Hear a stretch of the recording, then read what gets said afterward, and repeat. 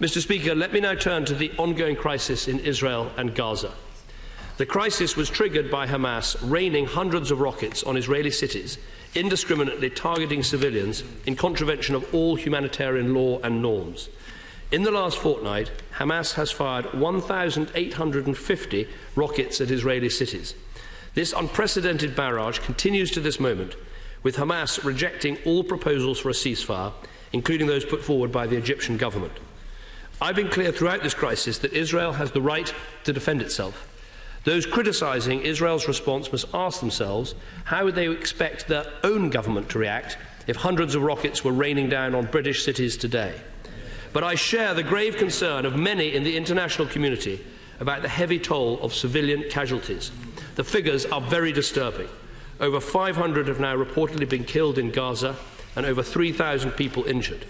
The UN estimates so far that over 83,000 people have been displaced so far. Israel has also faced loss of life, with 18 soldiers and 2 civilians killed, including 13 soldiers yesterday alone. I spoke to Prime Minister Netanyahu again about this crisis last night.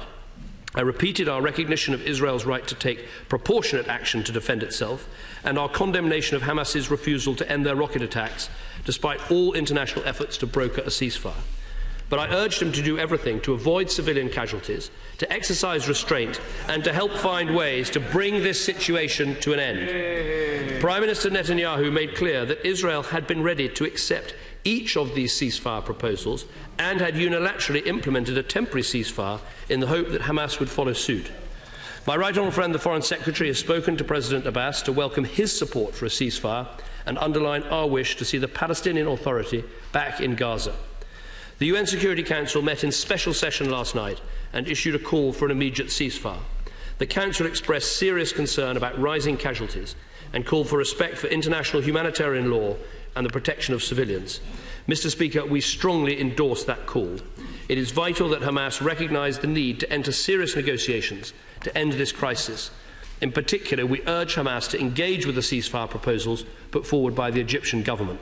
It is only by securing a ceasefire that the space can be created to address the underlying issues and return to the long and painstaking task of building the lasting and secure peace that we all want to see. And I commend this statement to the House.